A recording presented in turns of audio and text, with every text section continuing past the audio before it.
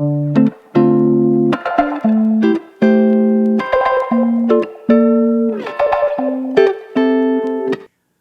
to Behind the Drapes podcast with Expo Rich. And I want to welcome our guest today, Wouter, Molman, Executive Vice President, Informa Markets. And it's a pleasure to have you here today. I know it's very timely. It's very rare that I'd be able to get you in studio in Miami, but we're lucky to have you here while you're producing FIME in Miami. So it's a pleasure to be here. Welcome. And Thanks. Thanks, Rich. Appreciate you being here today, Wouter. Dream come true. Yeah. And so here at the podcast, we talk about how we use the entrepreneurial mindset in our trade shows and conventions industry. And it's great to have you in because, as much as I've spoken to people that are entrepreneurs, you run a huge portfolio in a major event producing company. Mm-hmm. So I thought this was a great opportunity to get the other side of that, where instead of it just being someone running a solo, smaller business, you had a big ship, so to say. Mm-hmm. So I wanted to dig in and be able to talk about a lot of the same mindset and a lot of the same functions and drives that we have as business people, as entrepreneurs, you have to tap into within your organization and your career. So before we get too far into where we're at now, I like to dig into the origin. And because every entrepreneur and business person that's a successful business person has an origin story or a drive. And I like to know where that comes from. So as far back as you can think, who are some of your inspirations in your upbringing? They could be young, it could be in school, it could be just early in your career. Who are some people that inspired you? Professionally, definitely my dad, and that's, I guess, what you and I have in common. Yeah.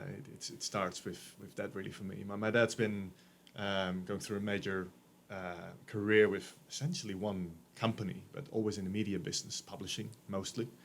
So he's done that for many, many years, and I already found that interesting. But then at one point, he took a little bit of a sidestep into exhibitions.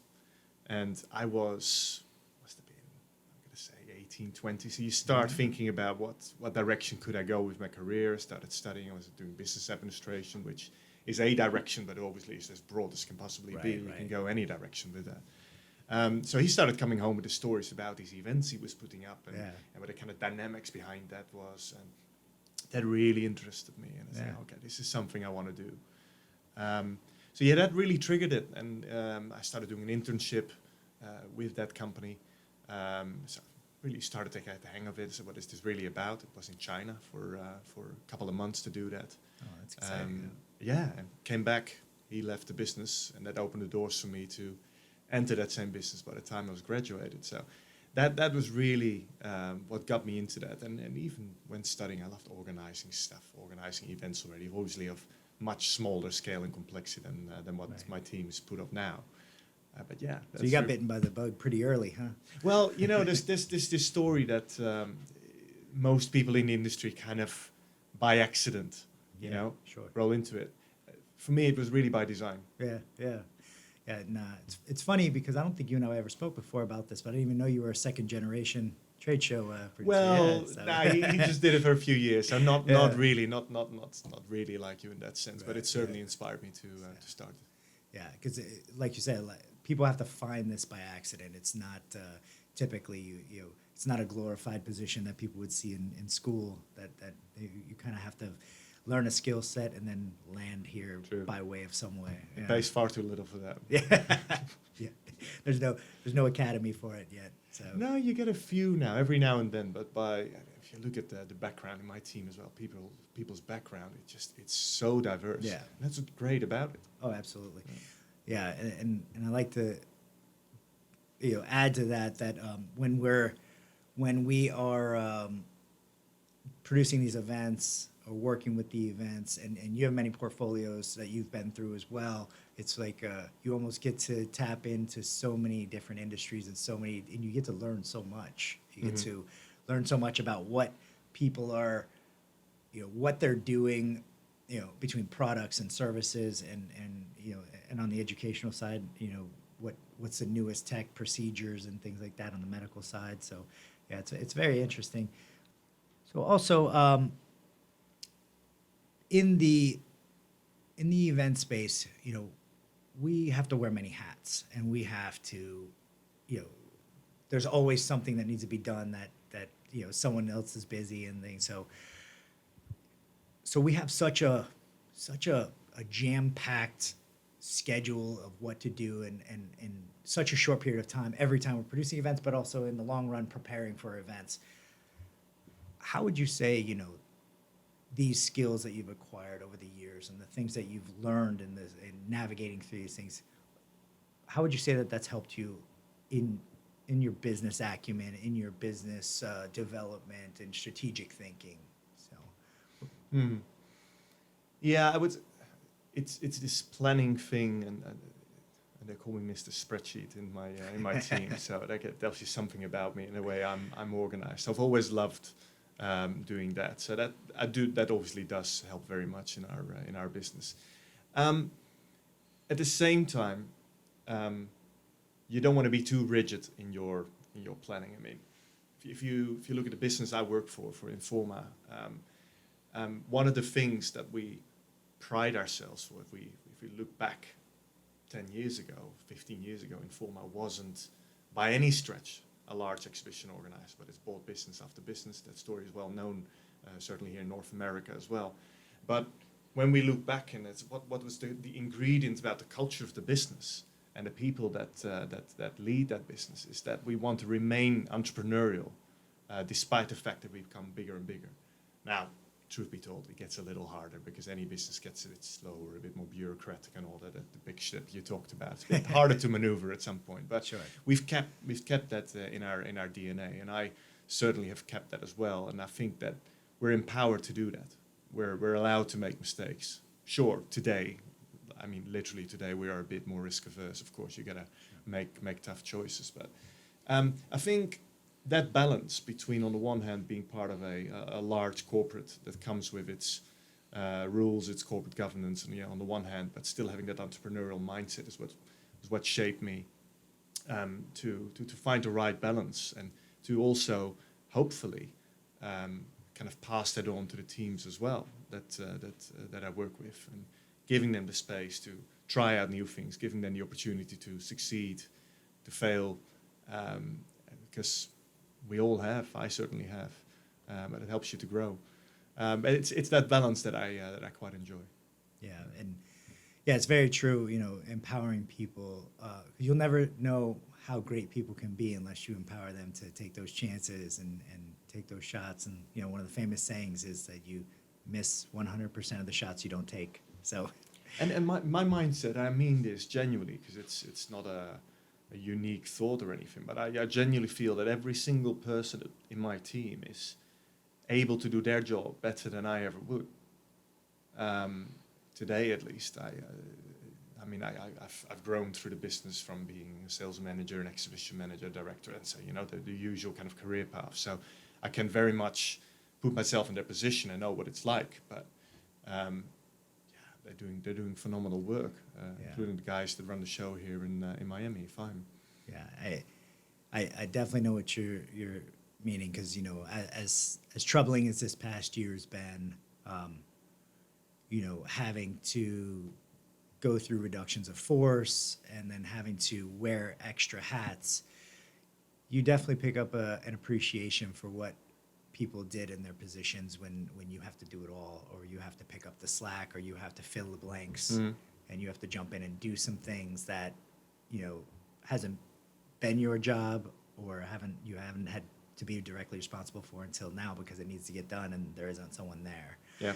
So I think now more than ever we can appreciate the people and the value behind what they do, and the team members, and how important it is, and that's definitely been part of our growth over the years here at Expo. Like, our culture and our growth has been solely by the people.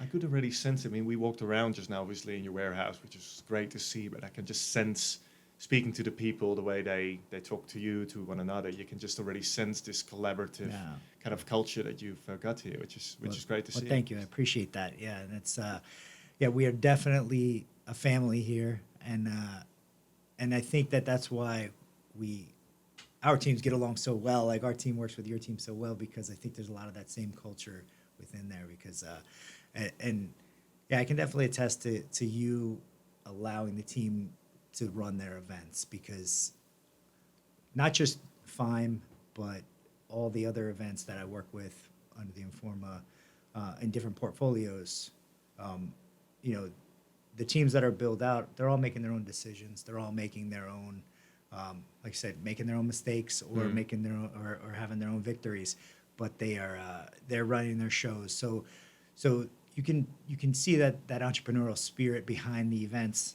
is there, and obviously being having a parent company, that, the end result has to be reported upward, but really the event itself is its own little entity, and I think this is what's great in general about our business, right? I mean, in what other business do you, when you are still a relatively junior executive in the business, do you get this level of autonomy to devise a strategy, to build a team around it, to execute your plans, to take full autonomy and credibility for that, and you create such a huge impact that is well beyond what normally a team of 3, 4, 5 people can normally create. It's quite unique. I mean, I've got friends and family working in banking, and they never see No. the fruit of their labor. Ever. Exactly. Yeah. Now, no disrespect to those career Yeah. choices at all, but it's what I love about what we do. 100%, and that's what I've said this time again to people that are out of the industry, is like, I don't know if I would mentally survive in something that if I didn't see, a before, beginning, middle, end, and post of over and over again the way we do. Mm-hmm. We have our far out pre-show work, then we have our crunch time work, and then we have our execution, and then that post work where it's like that aha, we did it. Actually, opening day is more so that way. You get that opening day feeling. Mm-hmm. There's no other feeling like an opening day, and then And the relief. Yeah. I mean, I'm sitting here with a smile. We've got a pretty damn good first day. I'd like to think under the circumstances, certainly. So yeah, absolutely. Yeah. Yeah, I think that clearly we all had hopes. We couldn't really come into this with expectations this year, but where our hopes were at, it's definitely exceeded that. I mean, on our end, the way we see it, because of the few events that we've produced, we see some that are struggling with attendance, and then we see some struggling with, filling their exhibit space. Everybody is down. So seeing a pretty well-established exhibit hall, a pretty sizable, exhibition, but then the amount of people that were there today, was such a sign and such a relief, seeing, it was almost like this great sign of hope that here we are, we're on the cusp of our return. So yeah, funny thing is, when I think about what do we have, what are the assets that we have as an event organizing business, right? We got people, we talked about that. We've got data, slightly more boring topic, but very, very important going forward. And you've got your brand and the reputation and the credibility that comes with that. And I think in times like these, when confidence is clearly a major, major issue around getting events back on track, it's those events that have got that track record of decades, in the case of FIME and our shows in the Middle East, Arab Health and MedLab, which we ran in June of this year. yeah, It helps enormously to have that, to have the people that give their passion, to have the credibility behind the brand to keep it going. If you are a second or third degree brand that is fairly fresh and that doesn't have that longevity behind it, you're going to struggle. But even then, it's been a fight, man. It's been an absolute fight the past couple of months. And we've had that side of relief at Arab Health and MedLab in Dubai in June, and we have it again today, because you're telling people, it's an exchange of opinions. We tell them the show's going to be great, and people will fly in from all those countries you want to meet them from. And they say, well, we put in a couple of calls, and the few clients we've got tell us they're not going to come, so no one's going to come. I want my money back. Well, sorry, we're running this show, and we believe it's going to be worth your while. Trust us. Yeah. Are we 100% certain we're going to be right? Of course not. Nothing's Right. guaranteed. But Right. you got to believe that you're good at what you do. You got to believe that the brand you represent has got that credibility for people to trust it and to go out of their way to still come here. Yeah. And the answer, fortunately, is yes. But seeing is believing. That's the Yeah. crux of it. Yeah. And you had to take a gamble moving forward. A measured risk. Yeah. Right. Yeah. But then they have to take a gamble too, like you said, committing and trusting in you and trusting in the brand. And like you said, if it was a show that's not well established or a brand that is not well established, they definitely would not have that trust to say, we're going to give you your value one way or another. And so, yeah, that was definitely important to be in your position to where, producing the show as Informa versus somebody trying to do any type of new or startup. Yeah. Yeah. But good news is I heard really great feedback on the show floor today. I actually, it was great. I was walking out of the exhibit hall and I overheard this gentleman on the phone, and he was on the phone with somebody else calling back going, "You're never going to believe this is the greatest day." And he started to go into something about writing orders, and it was like, Amazing. what a great moment that I was just able to catch. That's what it's all about, man. Right. Yeah. And like you said, if they said, "Oh, no one's going to come," and show that they potentially wouldn't have had that opportunity. So yeah, No, it's you see the healthcare industry that we serve is a very relationship-driven business. You get distributors in between that build these relationships with the end users, be it hospitals, clinics, or individually practicing doctors. And the relationship between the manufacturer and the distributor is equally important. And when you speak to people here, so how have you gone about your business over the past 18, 24 months? It's come to a standstill. Yeah. Sure, existing supply chain routes find their way to the end user still, but finding new routes into new markets is, despite everything people have tried, right. all the digital, virtual events, and it just doesn't come close to the impact that an event like FIME can create. And that relationship, I mean, the value of it, because, I mean, if you think about, okay, my supplier is drying up, the scenario of like you have a supplier that's drying up and you get on the internet or you answer an ad or something. How do you trust? Yeah. So you have the exposure and you say, okay, well, yeah, send me half deposit now, we'll ship. And then when the other lands, you get it and nothing arrives. Everyone knows that there's supply chain issues right now. You don't think there's people capitalizing on that now? Yeah, I mean, we never really used the term broker in the healthcare industry 2-3 years ago, at least not in the main. And you had distributors; these are professional people that employ biomedical engineers that know their stuff, that know product, know how to test it, know how to repair it, know how to service customers. they're vouching for those products. Yeah. Absolutely. Yeah. Yeah, exactly. In quite a few cases, not so much here in the US, but that goes into too much technical detail. They also own the importing rights to the product. Right. So yeah, they have a real vested interest in the success and the safety and the credibility of that product. Right. And they so they really see. I forget where I'm going with this point. The brokers, Yeah, the brokers. Thank you. And these brokers come out because you see this huge opportunity around PPE coming up. Yes. And people jump on that, right? So they buy that from God knows what sort of quality controlled factories in Or mostly Asia. Yeah, exactly. And that just and they take that role and they just sell it on. And what they do with that is they ruin reputations of distributors that get mistaken for a broker like that. It's been a major issue, especially in the early days. Now the kind of distribution routes have kind of reestablished themselves a bit, so people can vouch for that a bit better. But it's been a real struggle for the industry to overcome that.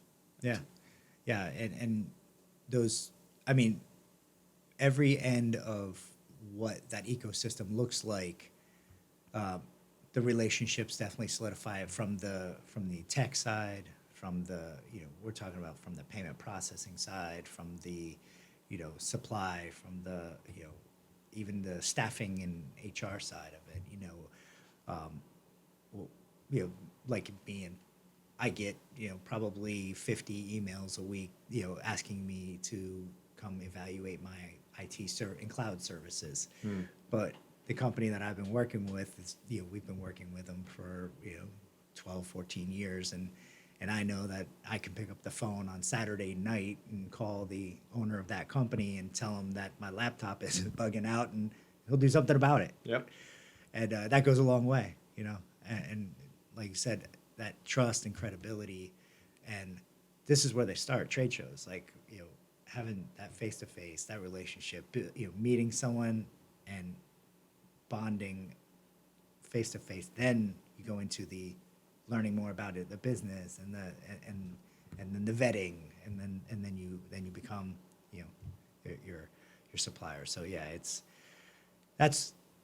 interesting because that the virtual side of it will connect the dots, and there's vetting process and being in that virtual trade show side, but nothing can replace that face-to-face experience for sure. It doesn't. I have to admit that as we've gone through these past 18 months, this line you just used, they're the standard lines, right? Nothing replaces face-to-face. Technology is great, but it complements, and it's true. But I have to admit, I'm partly allergic to it. And the reason is because, maybe going back to the entrepreneurial kind of comment you made earlier, there's got to be something in all this new technology that allows us to really add value and to really, maybe not revolutionize, but certainly create an evolution in how events, or smart events as we at Informa like to call them now, how that's going to take shape. Yeah, but all these comments, I have to conclude, by and large, all the senior execs in all these exhibition business that have been shouting out loud about that, it is true. Yeah. But what we try to do, what I'm working hard on with the teams right now, is to, while admitting that, is to see how we can kind of complement, but that's still within the event kind of experience. Yeah. But how do you year round create an ecosystem where you learn so much more about the audiences that you serve through other services, through matchmaking service, through content service, through media and marketing service, whatever it may be, that the data, and that's the third pillar that I mentioned. Absolutely. Where you get so much more understanding beyond just what do I fill out in that registration form, or and beyond how people actually behave on the show floor, because we know that now as well. Nobody gets a physical badge at Fine this week. They get the digital one, and they start scanning each other. So you may tell us you're interested in product X, but what your behavior shows is you're much more interested in product Y. Yeah. All right, that goes into our big data bank and allows us to serve your needs and target you on behalf of our clientele an awful lot more effective than we otherwise would. So that's just one example of this whole data ecosystem and integrating all that we want to create. But at the heart of it is ultimately the face-to-face element, because that tells you so much more about people's true behavior, the true relationships and where they want to invest their time. If you click something and Google or Facebook or LinkedIn or any of those guys, they capture that. What is the value of that piece of behavior versus you booking a flight and a hotel and spending 3-4 days at the show like FIME or any trade show for that matter, and telling us how you spend those 4 days? They will never be able to get their hands on that information. But we can get a portion of what they do, small portion, okay? We'll never get near what Google knows about us, right? But that in the niche, and that's where we operate, right, is so valuable and unbeatable in my view. So we're, as exhibition businesses, we're in a unique position to leverage that. Mm-hmm. And that, I believe, is not universally either recognized or understood, or maybe they just find it scary from let the next generation of leadership deal with that. That's a good point. So I've been involved in attending Center for Exhibition Industry Research, CEIR events for years, And it's almost like this data's been being collected, maybe not as robust as you're saying, but the data on and a lot of things. And it seems like the year in, year out is, okay, there's the data, we analyze the data, but then what's done with the data? Nothing.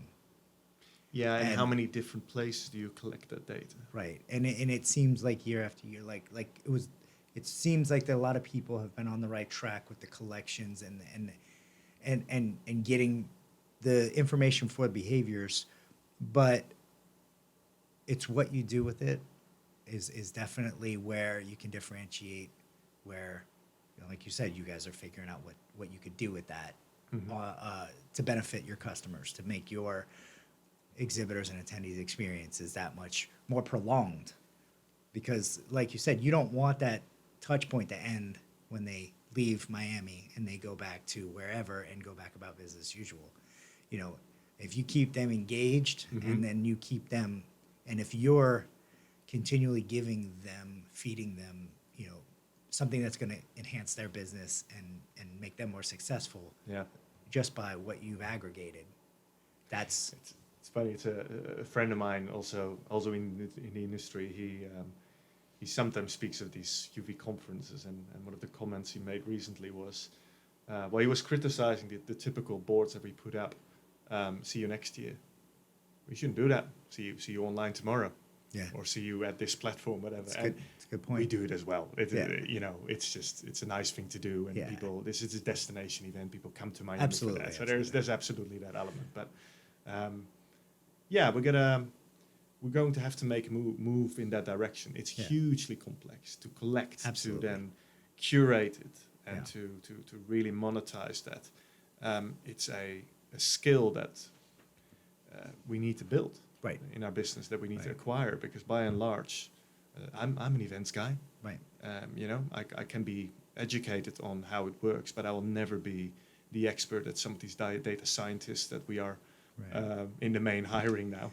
Right. And like like you said, like your responsibility of getting people there and then putting together the people that can collect that data and all that. Once you move past that, that's got to be on someone else. That's got to be someone else figuring out the answer of, because again, you're solely, your idea is to bring together the exhibition, be it, virtual or here, but then what is going to enhance every one individual business? That's a huge undertaking. From the, medical supplies to medical software services to all these things. So they all have different needs and wants, and, what's going to be a benefit to one is not the other. So having that really, having that benefit move forward and throughout the year for them, that's, like I said, that's a home run. It is, but we can't, and I genuinely believe this, what we cannot get away with anymore, I'm putting this a bit too simplistically yet, but is you come to the show, you walk through those doors, and our job's done. That mindset, and for a Right. long time, you got a very large, successful show. You can still get away with that today. Right. But there's a huge bit of opportunity that you kind of leave untapped if you Very don't true. dive deeper into that. Yeah. That's the bridge that Yeah. we want to cross, and we're making fast progress with that, but we're still a long way off as well. There's a couple of organizers globally that really take this serious and making serious investments into technology and people around it. And that's the big part there. We talk about risk, and that it's a huge investment, and obviously there's a risk involved because you're investing in something that you don't know what the outcome is yet. So there's been people that invest huge amounts of money in digital platforms for a digital trade show event that potentially didn't pan out. So like we said, on that side, you're when you're going to uncharted waters and making huge investments in all of squishing all of this data together and coming out the other side with solutions for your customers. Yeah, there is a risk, Rich, but Yeah. there's evidence of success out there as well. If you look at the valuation of data businesses out there, Oh, absolutely. digital businesses out there, Yeah. and you see how businesses, traditional events businesses perhaps like ours, Right. are valued. has a big difference in the multiple there, and that's what's obviously driving decision making from our senior leadership, and that's clearly where the M&A focus and where the kind of internal development focus is at the moment. So that's kind of what we aspire. Yeah. Well, speaking of that, what is what's the next step for you that has you excited? Like, what has you excited to jump out of bed in the morning these days within our industry? It is around these themes. In all honesty, you know what I enjoy most is, yes, of course, there's these shows in the story you just tell me about, this exhibitor of ours getting excited by unexpected success. Right. That's what we all love about our business, but that's kind of a constant. What I really enjoy is allowing people to grow in our teams, and that's kind of a general or a generic kind of comment, right? Because you can kind of do that in every other industry. However, the point I made earlier about the level of independence that you get, autonomy you get on a fairly junior level, people can grow much faster. The challenge we're facing now is that we have, as many organizers, we've rationalized our portfolios. Mm-hmm. It's no secret that Informa, like many other organizers, are pretty cash strapped at the moment. So how do you still create an environment where people can grow, can learn, can be excited about their careers? And if you are successful in that, and sometimes you need a bit of luck, one goes, and that it means opportunity of 3 others. But to be able to do that and see people grow and be successful, Mm-hmm. for me is the key kind of driver ultimately behind it all. That makes me really proud. We do internal research on satisfaction of employees once a year, and how they feel about leadership, how they feel about their career development, how they feel about how certain values are adhered to, how we feel about the communication, whether they listen to their wellness and all that kind of things. And when it comes back, and if your teams are doing well around that, Mm-hmm. that's meaningful. Yeah, I definitely wear that as a badge of honor for sure. Yeah, I do. Yeah. Yeah, absolutely. Yeah, and like we talk about the past 18 months being a lot of doom and gloom, but we also now at this turning point see such opportunity. Mm. We spoke earlier about different opportunities that I've taken, and there's different opportunities that Informa's taken where they've been able to do some acquisitions and whatnot, so and shift some things. So yeah, we're definitely in exciting times, and now that we're, like I said, as we make this turn, I think that a lot of good things are going to come to those who did stick it out in our industry, and the ones that stuck with us, the ones that stuck with you. I think that we're going to see a lot of exciting things coming up. I agree. You and I have come this far, so I'm sure we'll stick it out, right? Yeah, definitely. So, well, on that note, I just want to thank you again. It's been great having you. I appreciate you making the long journey across the pond and end up in my studio here. Thanks, Rich. And, Pleasure. Unplanned, but a nice last-minute surprise. Yeah, Good definitely. To be here. And thank you to Expo Convention Contractors for our beautiful studio that we're sitting in here. It's amazing. And sound quality as well, man. Yeah, it's great. Thanks.